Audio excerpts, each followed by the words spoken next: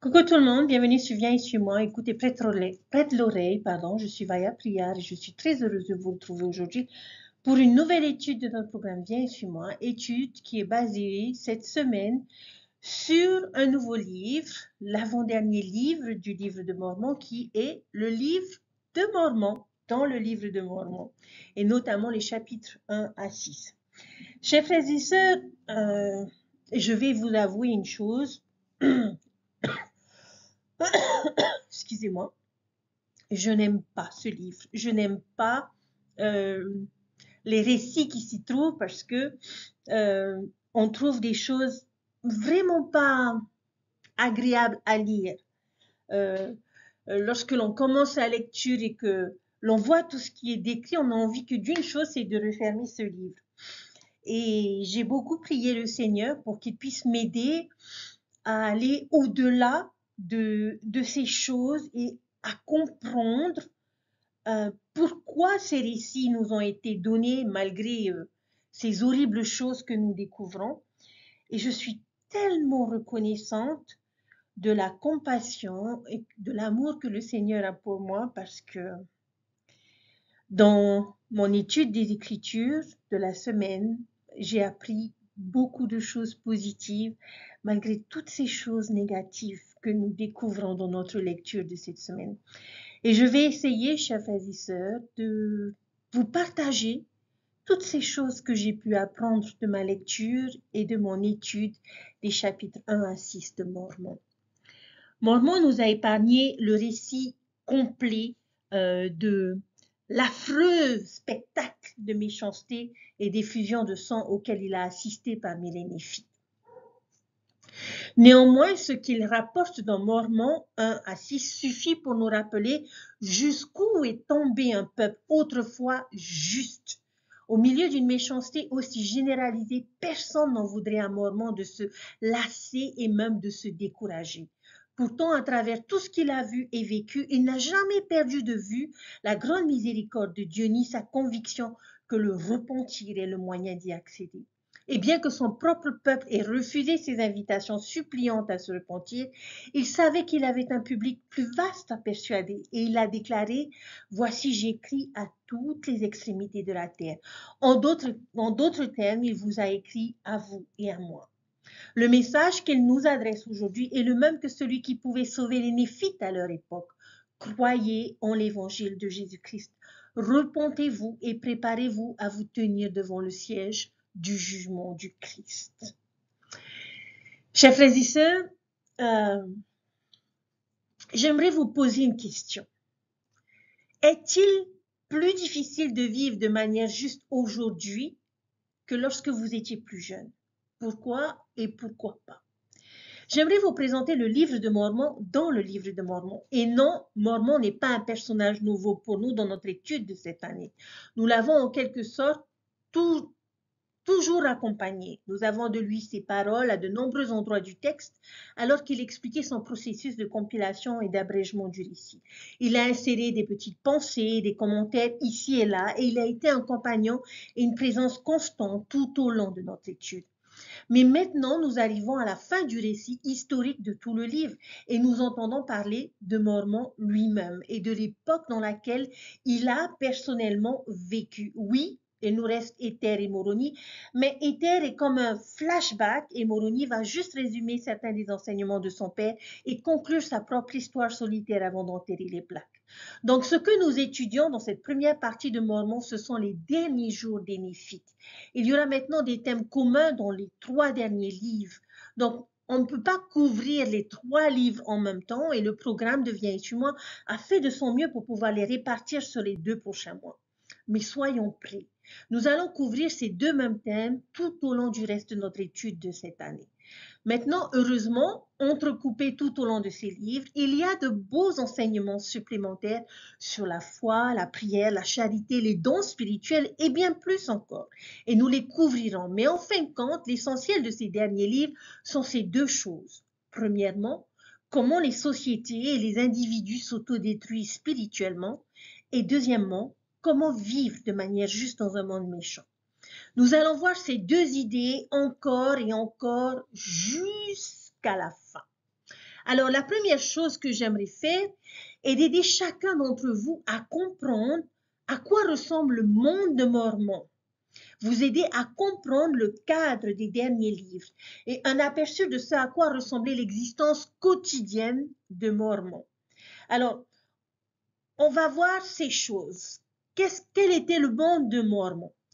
Cette année-là, il y a eu une guerre. Ce que vous remarquerez à propos du contenu de ces chapitres, c'est qu'il relate une grande partie des manœuvres militaires et des événements de guerre qui ont lieu à cette époque.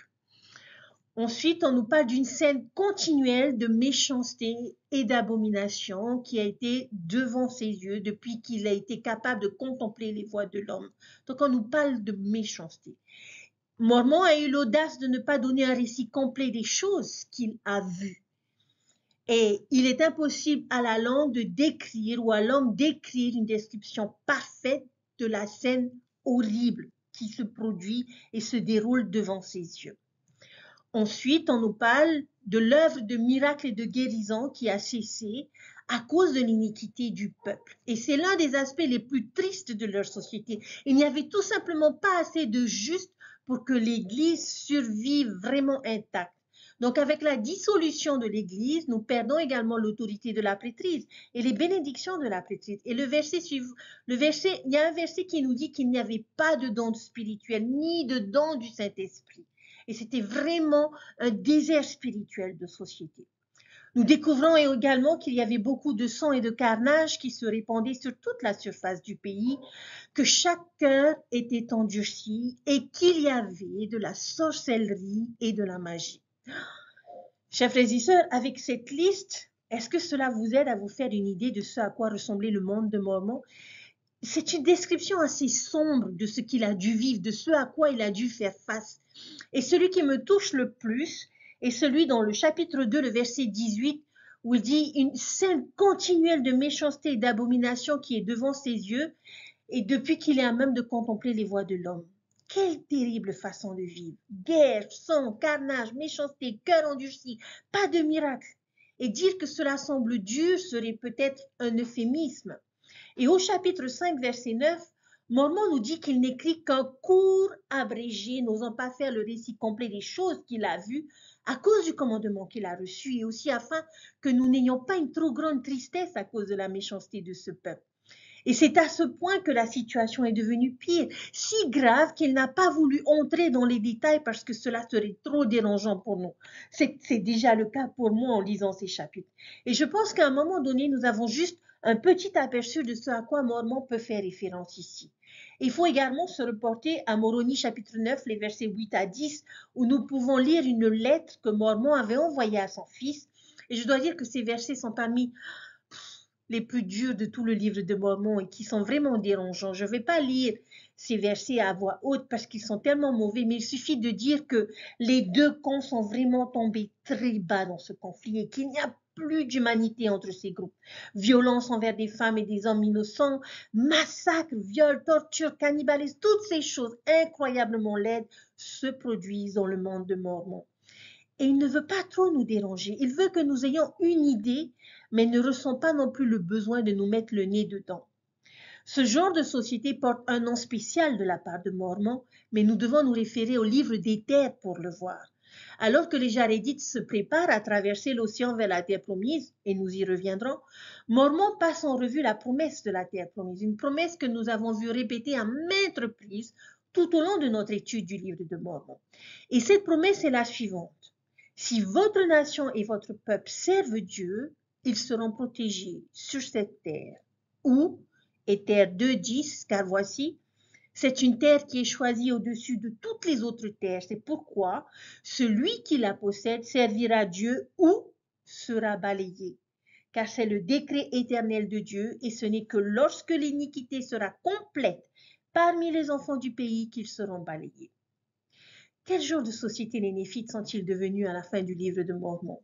Ils ont atteint la plénitude de l'iniquité. Ils sont devenus une société de plénitude d'iniquité et par conséquent, selon la promesse de la terre promise, ils sont balayés de la surface de la terre.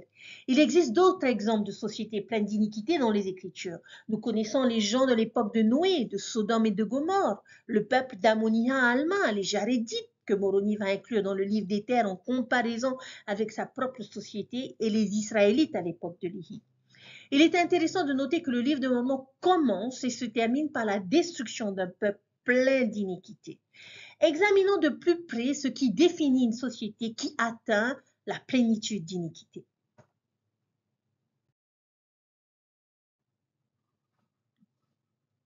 Nous allons lire quelques versets et je vous invite à réfléchir et à chercher la qualité de plénitude de l'iniquité et à vous demander s'il existe une preuve de cette marque dans notre monde actuel, chez les nations ou chez les individus. Alors le premier, dans le chapitre 4, verset 11, on nous dit « Il est impossible à la langue de décrire ou à l'homme d'écrire une description parfaite et horrible, spectacle de sang et de carnage qui était parmi le peuple, tant des Néphites que des Lamanites. Et tous les cœurs étaient endurcis, de sorte qu'ils prenaient plaisir à répandre continuellement le sang. » Une société de plénitude d'iniquité est une société violente, une société guerrière qui se glorifie dans l'effusion de sang, le carnage rempli de haine. Pouvons-nous nous identifier à ce phénomène? Y a-t-il des signes de cette marque dans notre société? Lorsqu'on regarde les informations, que ce soit locales ou internationales, nous verrons probablement une scène continue de méchanceté, d'abomination, de violence, de choses dérangeantes. On parle de guerre, de crimes violents, de terrorisme, de trafic d'êtres humains, de meurtres. Et je sais que les médias ont tendance à se concentrer sur le mal, à mettre l'accent sur ce genre de choses et à les exagérer, et qu'il se passe aussi beaucoup de bonnes choses dans notre monde. Mais nous sommes loin de vivre dans un monde paisible et heureux. Mais comme si cela ne suffisait pas, qu'il se passe actuellement des choses réelles et terribles, je frémis parfois devant ce qui se passe pour du divertissement. Peut-être que la majorité des personnes dans ce monde ne sont pas personnellement impliquées dans ces choses incroyablement violentes ou sexuellement perverses ou torturantes et horribles. Mais une grande majorité d'entre nous, en tant que société, s'en divertissent. Mon mari et moi, à l'occasion, recherchons parfois des choses à regarder, des émissions, des films, et je fais toujours des recherches avant de décider quoi regarder. Je vais voir quelles sont les émissions. Nous regardons donc les émissions les plus populaires pour voir si nous voulons les regarder. Et parfois, lorsque je lis les descriptions de certaines de ces émissions et de certains de ces films, je suis consternée, je me dis, c'est ça que les personnes regardent? Ce sont les émissions les plus populaires du moment? Je lis simplement la description et je suis dégoûtée. Ça peut être des contenus incroyablement violents, sexuellement chargés, pornographiques, profanes et dérangeants. Mais je déteste le dire et parfois, j'entends des jeunes, des enfants parler de ces films, de ces séries. Mais est-ce que les parents savent ce que vous regardez? Pourquoi est-ce qu'on se soumettrait à ce genre de contenu, surtout à leur âge? Je ne crois pas nécessairement que regarder ce genre de choses va inévitablement nous amener à faire ce genre de choses, mais comment cela ne peut-il pas avoir un effet sur nous, sur notre esprit, notre caractère, notre âme? C'est désensibilisant. Et à mon avis, je crois que nous sommes à bien des égards une société très violente. Ensuite, nous découvrons dans Mormon chapitre 2, verset 11, il commença à y avoir un deuil et une lamentation dans tout le pays à cause de ces choses et plus spécialement parmi le peuple de Néphi.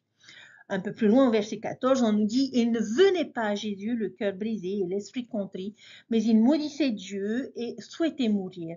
Néanmoins, ils se battaient avec l'épée pour défendre leur vie. » Quelle est la marque de cette société pleine d'iniquité?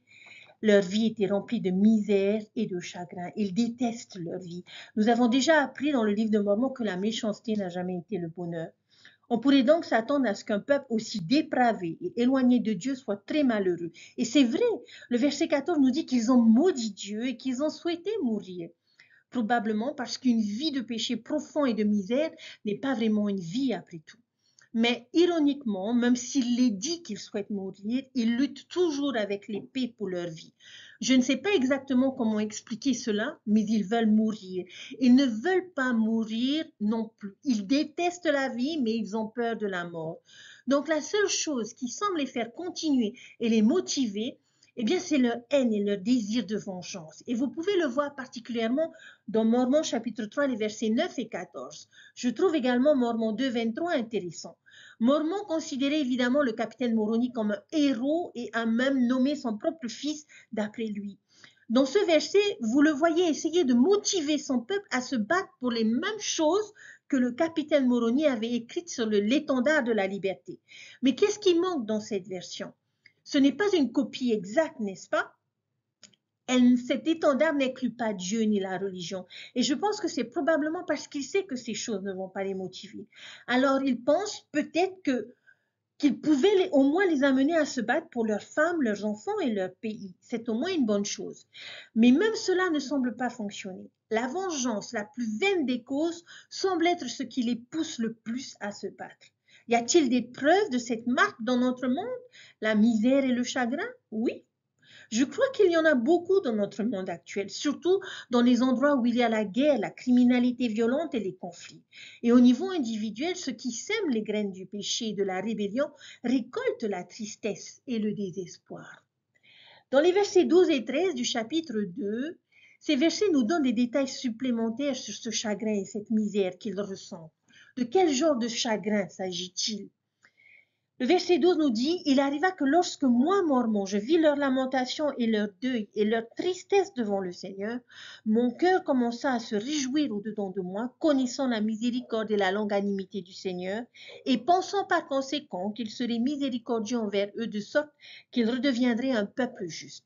Mais voici cette joie qui était la mienne fut vaine, car leur tristesse ne les portait pas au repentir à cause de la bonté de Dieu, mais c'était plutôt la tristesse des damnés parce que le Seigneur n'allait plus leur permettre de trouver du bonheur dans le péché.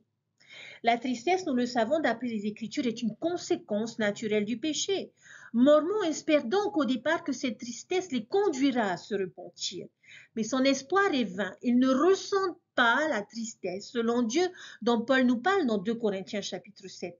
Leur tristesse ne mène pas à la repentance, c'est la tristesse du monde, la tristesse des damnés, et elle découle de leur frustration totale face aux lois indéniables de Dieu et de l'univers. Ils ne peuvent pas accepter le fait que le péché ne mène pas au bonheur. Et cela rappelle la vérité que Samuel le Lamanite a enseignée dans Élamon chapitre 13, verset 38, où il a dit, « Mais voici vos jours de probation sont passés. Vous avez retardé le jour de votre salut jusqu'à ce qu'il soit éternellement trop tard et votre destruction est assurée. Oui, car vous avez recherché tous les jours de votre vie ce que vous ne pouviez obtenir. Et vous avez recherché le bonheur en faisant l'iniquité, ce qui est contraire à la nature de la justice qui est dans notre grand et éternel chef. » Les Néphites de l'époque de Mormon ont vraiment du mal à accepter cette réalité. Le Seigneur ne permettra pas qu'ils trouvent le bonheur dans le péché. Et ils ne supportent pas cette vérité. Ils vivent dans un monde imaginaire où ils souhaitent séparer les conséquences de leurs actions associées.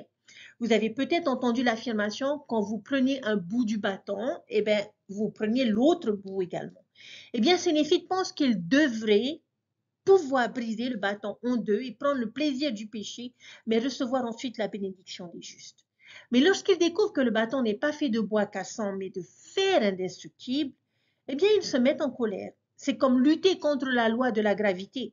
Vous ne gagnerez pas cette bataille. Et donc, ils vivent dans la tristesse du monde. Dans le chapitre 2, verset 26, il est dit, « Et il arriva que lorsqu'ils eurent fui, nous les poursuivîmes avec nos armées et les rencontrâmes de nouveau et les battîmes. Néanmoins, la force du Seigneur n'était pas avec nous. Oui, nous étions livrés à nous-mêmes, de sorte que l'Esprit du Seigneur ne demeurait pas en nous. C'est pourquoi nous étions devenus faibles comme nos frères. » Une société pleine d'iniquité perd la force du Seigneur. Ils sont abandonnés à eux-mêmes lorsqu'ils se détournent de Dieu. Je ne doute pas que les Néphites auraient pu repousser les Lamanites, aussi innombrables soient-ils, s'ils avaient été justes. Je n'ai aucun doute. Il existe de nombreux précédents dans les Écritures où un groupe de personnes plus faibles ou plus petits a gagné contre un ennemi plus grand parce qu'il était juste et avait Dieu à ses côtés.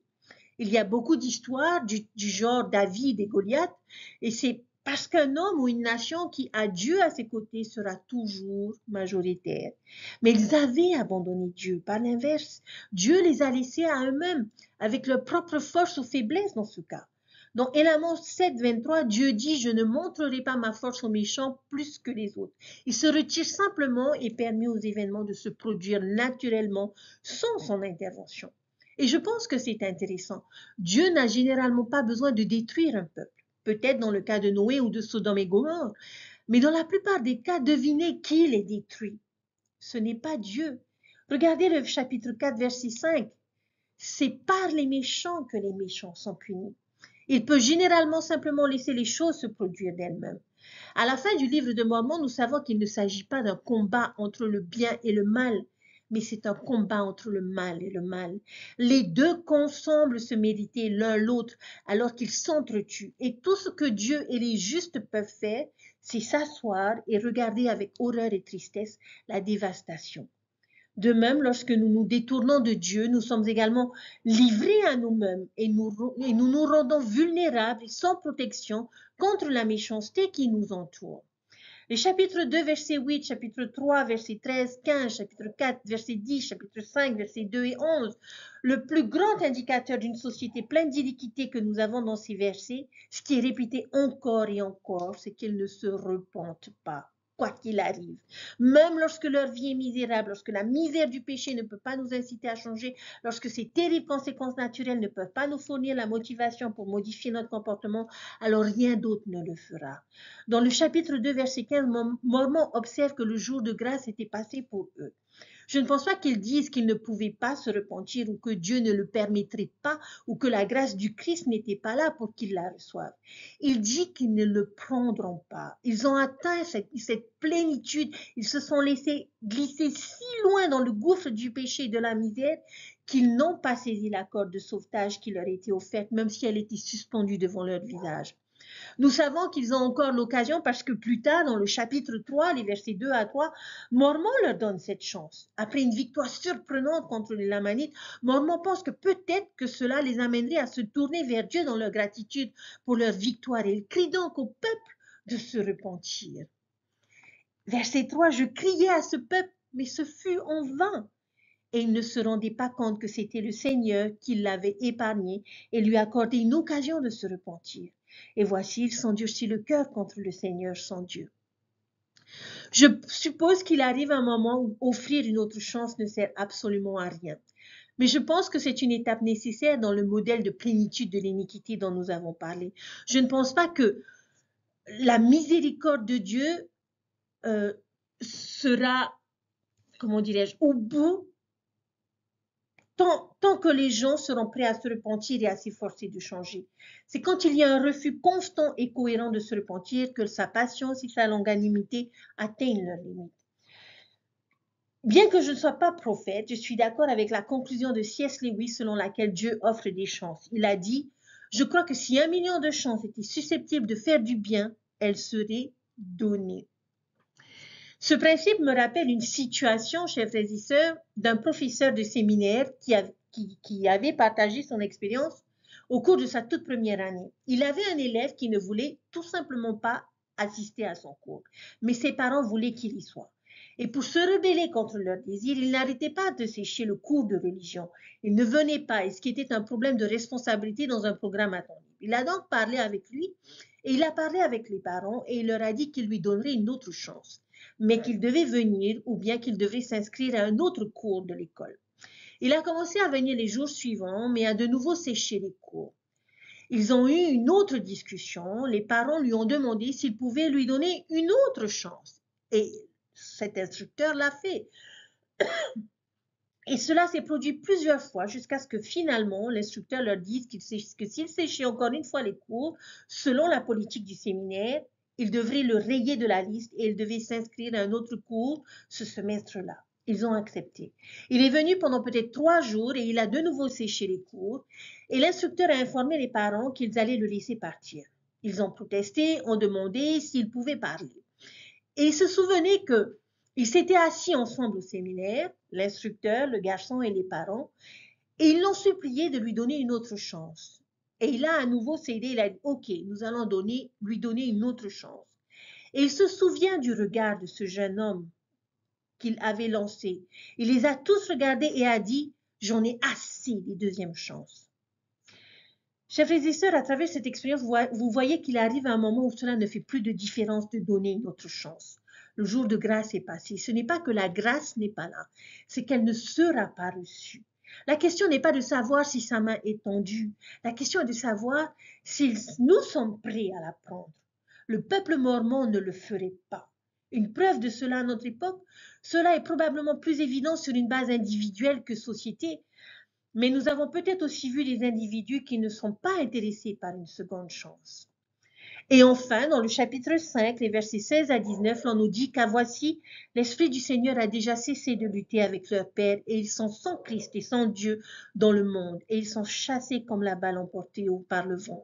Ils étaient jadis un peuple agréable, et ils avaient le Christ pour berger, oui, ils étaient conduits par Dieu le Père.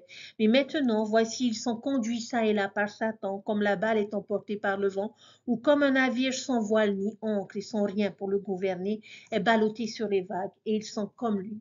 Et voici le Seigneur a réservé les bénédictions qu'ils auraient pu recevoir dans le pays aux gentils qui posséderont le pays. Une autre caractéristique d'une société pleine d'iniquité est qu'ils perdent l'esprit et qu'ils n'ont pas le Christ et Dieu dans leur vie. Ils sont sans but, sans objectif, hors de contrôle et manipulés par l'adversaire. Ils n'ont pas d'ancrage, ce qui est une image dont nous parlerons plus en détail lorsque nous arriverons à Éther chapitre 12. Et ils perdent leur bénédiction. Toutes les choses avec lesquelles Dieu avait l'intention de les bénir, toutes les choses qu'ils auraient pu recevoir sont maintenant réservées, retenues. Maintenant, rappelez-vous, le livre de Mormon a été écrit pour notre époque. Pourquoi pensez-vous que Mormon inclurait ce récit ici pour nous, en plus de compléter son récit historique? Pourquoi voudrait-il que nous sachions les choses qui ont conduit sa société à la destruction? Serait-ce pour que nous ne fassions pas les mêmes erreurs aujourd'hui, pour que nous puissions éviter leur sort? Eh bien, Mormon nous dit sans détour pourquoi il veut que nous comprenions ce qui est arrivé à son peuple dans Éther chapitre 2 verset 11. Il a dit « Et ceci vous arrive aux gentils, afin que vous connaissiez les décrets de Dieu, afin que vous vous repentiez et que vous ne persistiez pas dans vos iniquités, jusqu'à ce que la plénitude vienne, afin que vous n'attiriez pas sur vous la plénitude de la colère de Dieu, comme l'ont fait jusqu'à présent les habitants du pays. » Ce sont donc des chapitres d'avertissement. Mormon nous dit « Ne laissez pas ce qui nous est arrivé ou ce qui est arrivé aux Jaridites vous arriver. » Et nous parlerons un peu plus particulièrement de ce message dans la leçon de la semaine prochaine qui comprend Mormon 7, où Mormon s'adresse directement à nous. Je sais que nous, en tant qu'individus, n'avons pas vraiment le pouvoir de contrôler toute notre société. Mais nous pouvons également tenir compte de ces choses comme d'avertissements personnels. Si nous voyons l'une de ces qualités en nous-mêmes, nous pouvons, espérons-le, nous servir d'avertissement en tant qu'individus, car nous pouvons contrôler nos propres actions et éviter les conséquences d'atteindre une plénitude d'iniquité en nous-mêmes. C'est presque comme si Mormon nous disait « Mon peuple ne m'écoute pas, mais peut-être que vous le ferez. » Chers frères et sœurs, lorsqu'on atteint une plénitude d'iniquité, une plénitude de chagrin, de misère et de destruction, l'accompagne. Ou plus simplement, comme un autre prophète du livre de Mormon nous l'a succinctement enseigné, la méchanceté n'a jamais été le bonheur. Ce serait juste une question de réflexion personnelle. Personne n'a besoin de le partager, mais une chose que nous pourrions envisager de nous demander ici serait: ai-je besoin de cet avertissement en ce moment? Est-ce que l'une de ces marques dont nous avons parlé se manifeste dans ma propre vie dans une certaine mesure, grande ou petite? Et si oui, que puis-je y faire, chers frères et sœurs? Le message principal pour moi ici est que nous devons tenir compte des avertissements. Ne devenons pas comme le peuple de Mormon, ne continuons pas jusqu'à la plénitude. Si nous remarquons l'une de ces qualités à quelque degré que ce soit en nous-mêmes, peut-être que ce récit de Mormon peut nous aider à corriger le cap. Comme il serait tragique pour chacun d'entre nous de subir le même sort que les Néphites d'autrefois.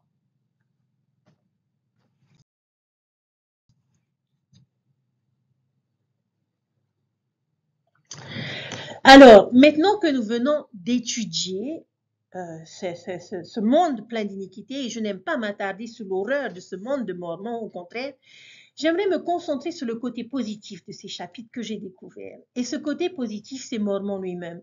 Il est un exemple éclatant de la façon dont il est possible de maintenir la justice même au milieu d'un monde incroyablement méchant. Il était le meilleur des hommes dans le pire des mondes. Et on pourrait penser qu'une personne qui n'a été témoin que de la nature humaine la plus laide et la plus mauvaise de toute sa vie finirait par devenir blasée, amère ou renoncerait tout simplement à être une bonne personne. Mais ce n'est pas le cas de Mormon. Nous vivons aussi dans un environnement spirituel parfois pas très joli, mais Mormon nous donne de l'espoir et de l'inspiration. Bien que nos mondes soient similaires et partagent un certain nombre de caractéristiques, je crois que le sien est pire, soit dit en passant. S'il a pu rester bon dans ces circonstances, alors j'espère, chers frères et sœurs, que nous le pourrons aussi. Mormon a vécu une époque où presque personne autour de lui ne partageait sa conviction et sa foi, et pourtant, il a pu maintenir sa droiture et son amour pour Dieu. Je nous invite à étudier le caractère de Mormon pour découvrir quel genre d'homme il était. Et nous allons essayer de trouver les qualités de Mormon, les choses qui l'ont aidé à maintenir sa justice, même si tout autour de lui s'y opposait. Comment vivre dans un monde d'iniquité? Eh bien, je dirais tout simplement en étant comme Mormon. Le chapitre 1 de Mormon est excellent pour les jeunes et je vous invite à le lire et à l'enseigner à vos enfants, bien que toutes les qualités que nous trouvons ici décrivant Mormon soient tout aussi importantes à développer pour nous adultes que pour nos enfants les jeunes. Mais il est intéressant pour moi de voir à quelle fréquence dans les Écritures Dieu se tourne vers les jeunes lorsque le monde se rapproche de plus en plus d'une plénitude d'iniquité. Enoch, Samuel, David, Gédéon, Timothée, Joseph Smith et Mormon sont tous de bons exemples de cette vérité. Il suffit de regarder l'âge de Mormon quand Amaron lui confie la future responsabilité de s'occuper des plaques. Il n'a que 10 ans. Et pourtant, Amaron voit son potentiel et sa bonté se manifester déjà en lui à l'âge de la primaire. Si nous voulons vivre dans la justice dans un monde méchant, commençons jeunes. Comme Alma l'a dit à son fils Elamon, une écriture que notre papa nous a souvent citée. Souviens-toi, mon fils, et apprends la sagesse dans ta jeunesse. Oui, apprends dans ta jeunesse à garder les commandements de Dieu.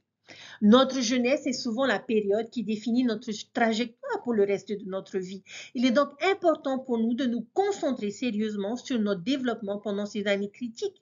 Et je crois que nos prophètes modernes ont également reconnu l'importance de se développer spirituellement dans notre jeunesse. Nous avons la brochure Jeunes soyez forts, nous avons les responsables et les activités des jeunes gens et des jeunes filles de la génération montante. Nous avons le séminaire, l'Institut, les IFY, le nouveau programme pour les jeunes qui a été introduit il y a quelques années et qui met l'accent sur le développement de nos jeunes dans les domaines essentiels, le domaine physique, intellectuel, social et spirituel. Voyons si nous pouvons trouver des preuves du développement de Mormon dans chacun de ces domaines, de ces chapitres. Et je trouve cela intéressant. Nous préparer dans notre jeunesse, préparer nos enfants dans leur jeunesse, les aidera à vivre de manière juste dans un monde méchant. Et dans ce même verset, nous voyons qu'il a commencé à être instruit à la manière de l'apprentissage de son peuple. Il se développe donc mentalement et intellectuellement. Il est important que nos jeunes gens et nos jeunes filles prennent leur éducation au sérieux. La brochure Jeunes soyez forts nous rappelle que l'éducation est une partie importante du plan de notre Père céleste pour nous aider à devenir davantage comme lui. Il veut que nous éduquions notre esprit et que nous développions nos compétences et nos talents, notre capacité à bien agir dans nos responsabilités et à votre capacité à apprécier la vie. L'éducation que vous acquérez vous sera précieuse pendant la mortalité et dans la vie à venir. Avoir un esprit instruit nous aidera à vivre de manière juste dans un monde méchant. Mormon était un enfant sérieux. Dans la version anglaise, on a utilisé le mot sobre. Que signifie être sobre? En termes modernes, nous dirions que sobre est le contraire d'être ivre. Si vous avez déjà vu quelqu'un ivre, la première chose que vous remarquerez est à quel point il est hors de contrôle. Il fait des choses stupides et souvent dangereuses lorsqu'il est ivre. Être sobre, c'est avoir le contrôle. Mormon avait le contrôle de ses pensées, de ses paroles, de ses actes, de ses désirs, de son homme naturel. Et j'aime la définition biblique du mot sobre, qui est probablement le même contexte que celui dans lequel il est utilisé ici. Cela signifie être calme et serein, avoir du bon sens, un bon jugement, de la sagesse et être équilibré dans les moments de stress. Nous voyons certainement ces qualités affichées dans le leadership de Mormon tout au long de ces chapitres. Être sérieux, être sobre nous aidera à vivre de manière juste dans un monde méchant. Amaran dit également qu'il est prompt à observer. Encore une fois, c'est un signe des capacités intellectuelles et je dirais aussi spirituelles de Mormon. Observer. Ici, il pourrait signifier plusieurs choses. Il pourrait qu'il soit observateur et conscient, il remarquait les choses et comprenait leur signification, il avait ses priorités en place. Combien de jeunes pouvez-vous imaginer qui sont conscients de ce qui se passe dans le monde qui les entoure et qui comprennent ce qui est vraiment important? Ou sont-ils absorbés par des trivialités? Les résultats sportifs, les fréquentations de marchands ou les activités de célébrités, celui qui est prompt à observer se concentre sur son développement personnel, son avenir et les choses qui comptent le plus. Observer pourrait également signifier qu'il était perspicace, qu'il comprenait les motivations et les désirs de son prochain. Il comptait sur l'aide de l'esprit pour discerner si ceux-ci qui l'entouraient avaient une bonne ou une mauvaise influence sur lui. Observer pourrait signifier qu'il était obéissant. Nous parlons d'observer les lois du pays ou d'observer les commandements. Peut-être était-il prompt à obéir aux choses qu'il remarquait et discernait. Quelle que soit la façon dont nous interprétons la signification de cette phrase, être prompt à observer nous aidera à vivre de manière juste dans un monde méchant. Lorsqu'on réfléchit à la signification de ce don spirituel important, tel qu'il est employé dans les Écritures, le mot observer a deux implications principales. L'une qui est de regarder, de voir ou de remarquer, comme nous l'apprenons dans Ésaïe 42:20. Tu as vu beaucoup de choses, mais tu n'as point observé. On a ouvert les oreilles, mais on n'a point entendu. Le second usage du mot observer, comme on l'a dit, signifie obéir ou garder, comme il est clair dans les doctrines et alliances, mais bénis sont ceux qui ont gardé l'alliance et observé le commandement, car ils obtiendront la miséricorde. Lorsque nous sommes prompts à observer, nous regardons ou remarquons et obéissons rapidement. Ces deux éléments fondamentaux, regarder et obéir, sont indispensables pour être prompts à observer. Et le prophète Mormon est un exemple impressionnant de ce don en action. Dans le chapitre 1, verset 4, nous apprenons qu'Amaron a donné à Mormon la future responsabilité de prendre soin des plaques de Néphi. Et Mormon était digne de confiance, même à un jeune âge. Quelles responsabilités futures nos jeunes ont-ils? Le service missionnaire à plein temps, la dignité pour le temple, le mariage au temple, la maternité et la paternité, les futurs appels dans l'Église, représenter le nom du Christ et être digne de confiance dans ces grandes responsabilités et ne pas les considérer comme allant de soi nous aidera à vivre de manière juste dans un monde méchant. Dans le chapitre 1, verset 15, nous apprenons qu'à l'âge de 15 ans, nous entendons encore une fois que Mormon a un esprit sérieux. Mais ici, il ajoute qu'il avait été visité par le Seigneur. C'était un jeune homme qui s'était également développé spirituellement. Il avait vécu, il a conduit sa vie de telle manière qu'il était digne de la présence du Seigneur dans sa vie. Je ne sais pas si cela signifie qu'il avait été personnellement visité par Jésus ou qu'il avait eu des expériences dans sa vie qui lui avaient témoigné de la réalité du Rédempteur. Mais j'ai tendance à pencher vers cette dernière signification. Je crois que ceux qui sont prompts à observer auront souvent des expériences dans leur vie qui témoignent de la présence de Dieu dans leur vie. Je peux penser à un certain nombre de fois dans ma jeunesse où j'ai eu des expériences simples mais profondes avec l'Esprit. Rien de grandiose ou de visionnaire, mais des manifestations subtiles et claires d'une présence céleste qui était consciente de moi et se souciait de mes progrès. Rechercher cette relation avec la divinité nous aidera à vivre de manière juste dans un monde méchant. Dans ce verset également, il avait connu et goûté la bonté de Jésus.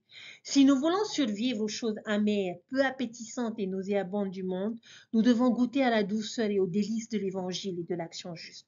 Nous devons nous entourer de ce goût autant que possible. Et comment pouvons-nous connaître l'amertume si nous n'avons jamais goûté le sucré? Et c'est un point crucial ici, surtout pour nos jeunes. L'une des façons les plus importantes de vivre de manière juste dans un monde méchant, c'est de nous assurer que nous goûtons la bonté de Jésus. Je pense que c'est une chose essentielle que les parents doivent comprendre. Avons-nous aidé nos enfants à goûter à la bonté? Leur montrons-nous de bons films afin qu'ils sachent faire la différence entre un bon film et un mauvais? leur faisons-nous écouter de la bonne musique afin qu'ils sachent reconnaître la mauvaise musique lorsqu'ils l'entendent? Les impliquons-nous dans de bonnes activités afin qu'ils sachent naturellement rejeter les mauvaises quand elles se présentent? Les avons-nous aidés à ressentir le bonheur de l'adoration, la joie de la justice et le plaisir de la vérité? Quelle attitude affichons-nous quand vient le moment d'aller à l'église, d'étudier les Écritures, de prier, de payer notre dîme ou d'assister à la conférence générale? Est-ce une attitude douce ou amère? Il nous incombe de remplir notre vie des merveilleuses choses de l'Évangile et des choses bonnes, positives et édifiantes de ce monde, surtout lorsque nous sommes jeunes. Ensuite, lorsque Satan viendra avec ses contrefaçons amères et ses tentations vides de calories, nous les rejetterons instinctivement parce que nous connaîtrons la différence. Connaître et goûter la bonté de Jésus et en remplir notre vie nous aidera à vivre de manière juste dans un monde méchant. Le chapitre 2, verset 1, y a-t-il des preuves que Mormon s'est développé physiquement? Oui. Lorsqu'on regarde ce verset, lorsque les Néphites ont dû choisir un chef pour leur armée, ils ont choisi Mormon, un adolescent de 16 ans pour le faire. Pourquoi? Parce qu'il était de grande stature. Il devait donc aussi être impressionnant physiquement pour être choisi pour une telle tâche. Il savait se battre, être un guerrier. Dans le chapitre 6, verset 11, nous le voyons à l'avant de son armée entrant sur le champ de bataille. Il devait certainement avoir une présence physique impressionnante. Cependant, je ne suis pas tout à fait disposée à prendre Mormon au mot ici. Cela peut aussi être un exemple de son humilité. Il nous dit qu'ils l'ont choisi parce qu'il était grand de taille, mais il devait sûrement y avoir d'autres hommes de grande taille parmi les Néphites. Et j'aime faire un lien entre ce verset et 3 Néphites, chapitre 3, verset 19, où nous apprenons l'existence d'une tradition militaire néphite très stimulante. On y lit, « Or, c'était la coutume chez tous les Néphites de nommer comme capitaine en chef, sauf dans leur moment de méchanceté, quelqu'un qui avait l'esprit de révélation et aussi de prophétie. » C'est peut-être la raison la plus probable pour laquelle ils l'ont choisi. C'est parce qu'il avait l'esprit de révélation et de prophétie. Il y a ici des preuves du développement physique et spirituel de Mormon. Mais il est certain que la façon dont nous prenons soin de notre corps physique est importante pour le Seigneur. Je veux dire, la moitié de l'espace de la plupart de nos bâtiments d'église, surtout aux États-Unis, est un terrain de basket. Et nous développer physiquement, prendre soin de notre corps, obéir à la parole de sagesse, être délibérés sur notre alimentation, notre activité physique et notre sommeil, nous aideront à vivre de manière juste dans un monde méchant.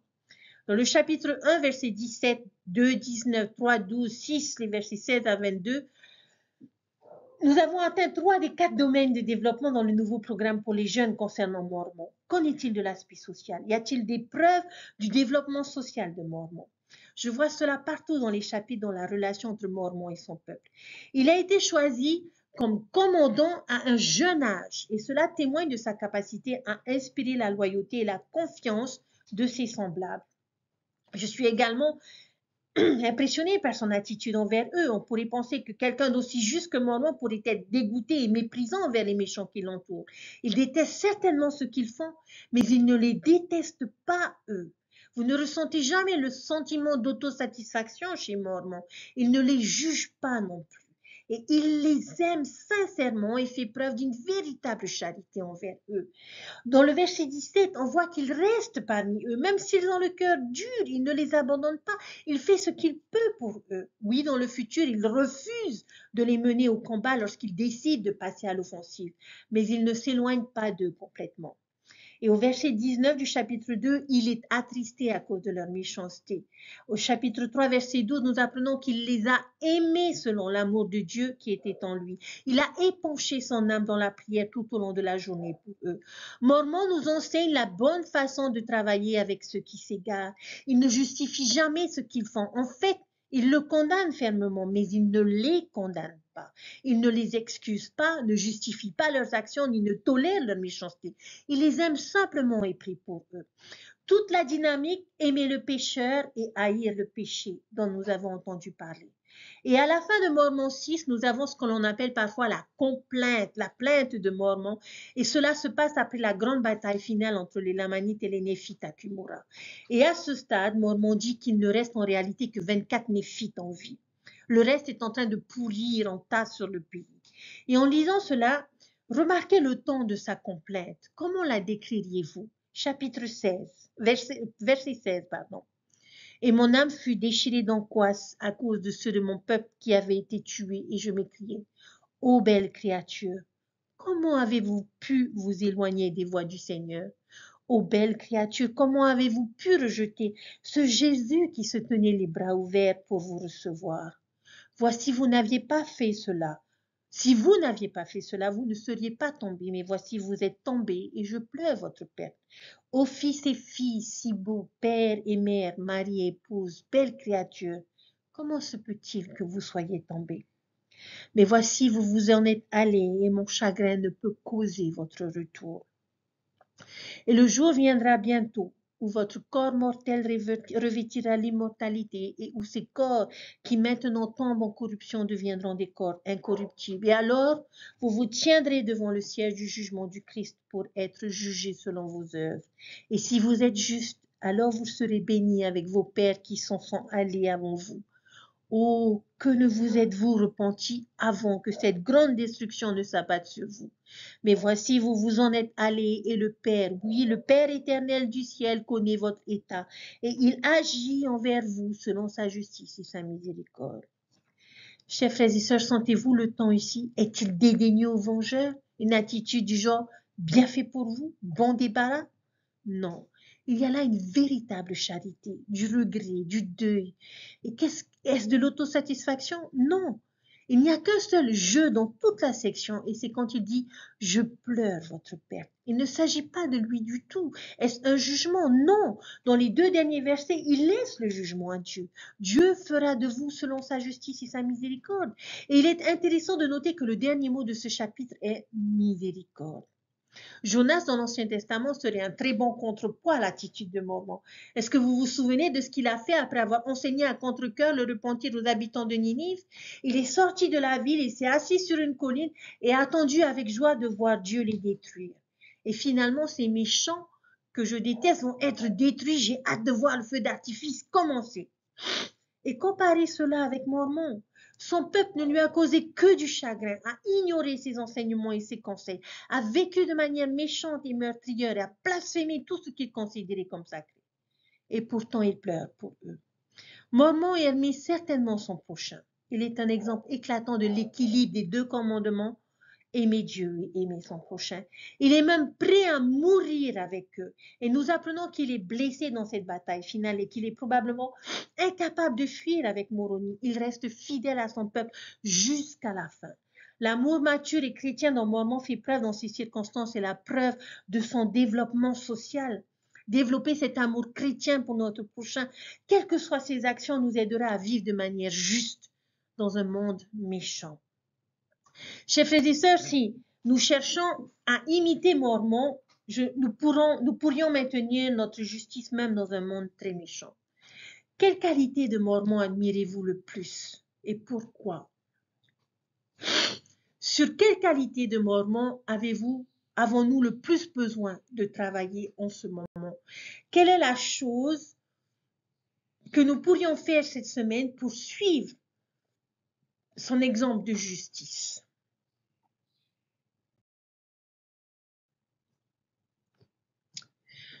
Je sais que nous avons reçu pour instruction d'appeler l'Église par son nom inspiré, l'Église de Jésus-Christ des Saints des derniers jours, et que nous ne devons pas nous appeler Mormons, mais membres de l'Église de Jésus-Christ.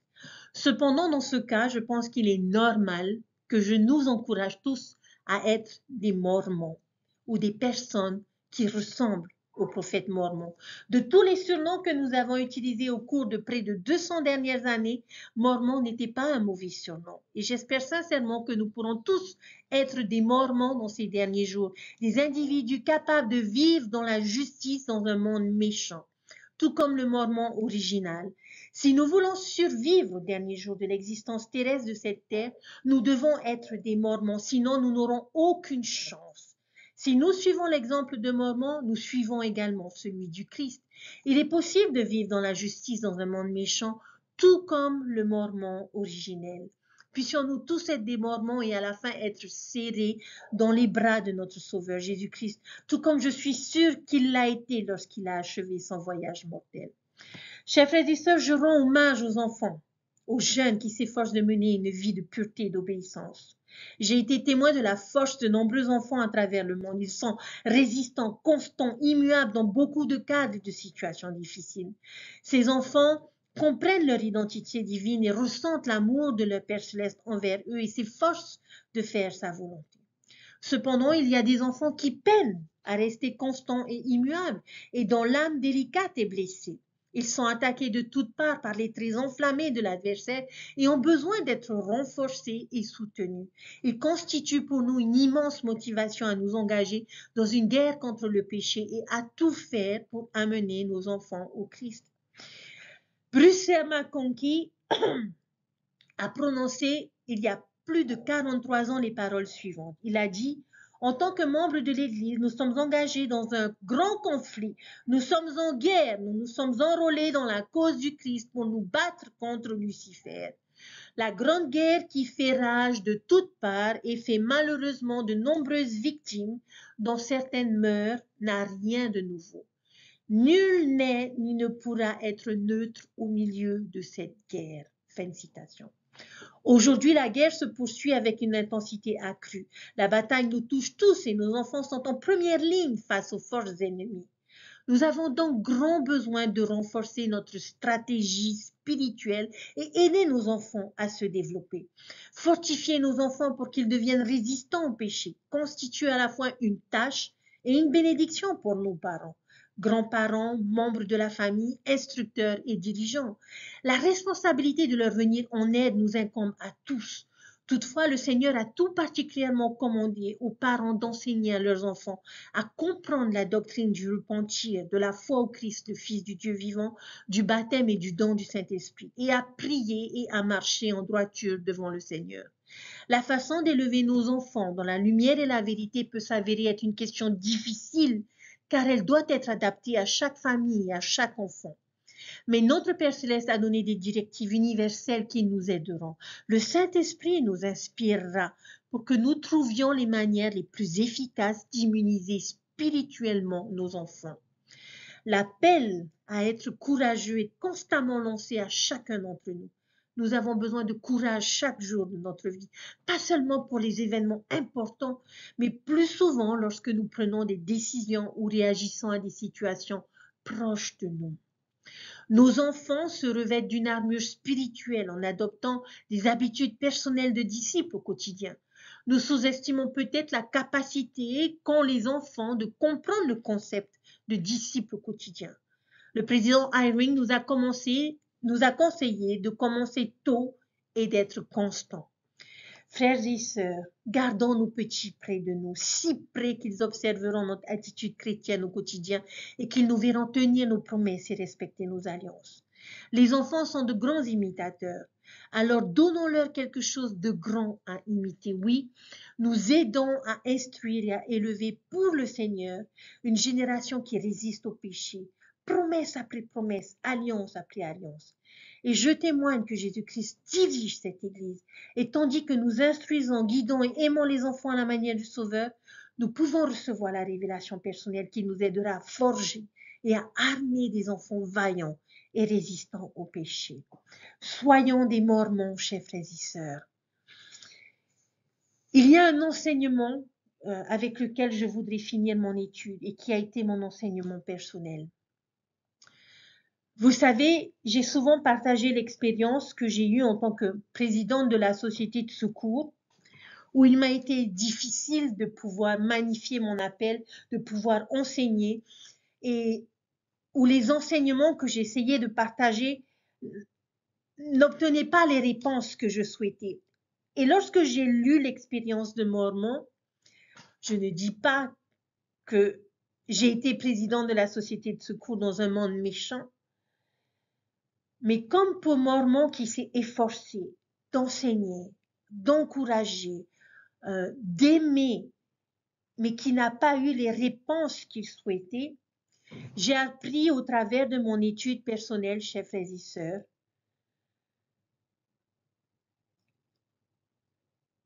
que tout ce que j'ai pu faire, malgré le fait que certaines sœurs ne répondaient pas favorablement à mes enseignements et à mes encouragements, j'ai appris que toutes ces choses, tous ces efforts, tout cet amour, tous ces enseignements étaient pour ce que je voulais être. Comme Mormon, un disciple de mon Sauveur Jésus-Christ. J'ai fait ce que le Sauveur attendait de moi. Qu'importe les réponses, comme ce fut le cas pour Mormon où ce peuple néphite refusait ses enseignements, refusait de se repentir. Qu'importe les réactions qu'ont pu avoir ses sœurs, j'ai fait ce qu'il fallait pour être ce que je voulais être, c'est-à-dire un disciple de mon Sauveur Jésus-Christ. Et j'espère avoir été à la hauteur de ses attentes. Et je continue de prier pour ces sœurs, malgré que je ne sois plus présidente de la Société de secours. Je continue d'enseigner à travers mes vidéos, à travers mes leçons de l'école du dimanche, parce que oui, je suis instructrice de l'école du dimanche. Et parfois, cela me peine de voir certaines personnes tourner le dos à ces enseignements, qui ne sont pas les enseignements de sœur Vaya Priard, mais qui sont les enseignements de notre Sauveur Jésus-Christ. Alors, chers frères et sœurs, mon encouragement à chacun d'entre nous, quelles que soient les réponses que nous pouvons recevoir de ceux que nous enseignons ou de ceux que nous aimons ou de ceux que nous cherchons à édifier, continuons de le faire pour ce que nous voulons être, c'est-à-dire des disciples de notre Sauveur Jésus-Christ. Notre prophète nous a encouragés et invités à reconsacrer notre vie, à être des disciples dévoués de notre Sauveur Jésus-Christ. Et être un disciple ne veut pas dire que nous réussirons chaque fois dans nos missions, dans nos appels et dans nos responsabilités. Mais donnons le meilleur, donnons ce que nous devons donner, faisons ce que nous devons faire pour nous-mêmes, pour être le Mormon de nos circonstances, de notre appel, de notre responsabilité. Parce que Dieu nous a fait confiance. Chers frères et sœurs, je vous témoigne qu'il n'est pas toujours facile d'être un disciple de Jésus-Christ. Mais je sais, de la même manière que le Sauveur a ouvert ses bras pour accueillir et étreindre Mormon, il le fera pour chacun d'entre nous qui s'est efforcé d'édifier son royaume et de faire avancer son œuvre, quelles que soient les réponses que nous obtenons de ceux que nous enseignons. Soyons des disciples dévoués, donnons le meilleur de nous-mêmes et prions pour ces personnes qui n'entendent pas ou ne veulent pas entendre cet évangile que nous enseignons. Jésus-Christ vit, il nous aime et compte sur chacun d'entre nous. D'abord en tant que parents pour édifier la génération montante et surtout pour nous préparer à accueillir notre Sauveur. J'aime cet évangile. Et vivre cet évangile ne veut pas dire que tout est rose, que tout est parfait, que tout est réussi. Non, chers frères et sœurs, parce que l'adversaire sera constamment là pour nous mettre des bâtons dans les roues, pour nous empêcher de faire progresser cette œuvre et de préparer les enfants de notre Père Céleste à la venue de notre Sauveur Jésus-Christ. Mais le plus important, chers frères et sœurs, et ça a été ma leçon dans cette étude cette semaine, le plus important, c'est d'être moi, d'être ce que le Christ veut que je sois et de rester fidèle à mes alliances, à mes ordonnances, à mes engagements et à aimer Dieu de tout mon cœur, de toute mon âme, de toutes mes forces et de tout mon pouvoir et d'aimer mon prochain. Je vous laisse toutes ces choses au nom de Jésus-Christ. Amen. Je vous souhaite une merveilleuse semaine, chers frères et sœurs, et je prie que votre semaine ne se passe pas dans un monde rempli d'iniquité. Mais si cela devait être le cas, restons fermes et soyons comme le prophète Mormon, fidèles à nous-mêmes et à cet évangile, fidèles à notre Sauveur Jésus-Christ. Prenez soin de vous, chers frères et sœurs. Étudiez, apprenez, parce que je suis persuadée que le Seigneur a des leçons personnelles à vous donner. Je vous dis à la semaine prochaine. Bye.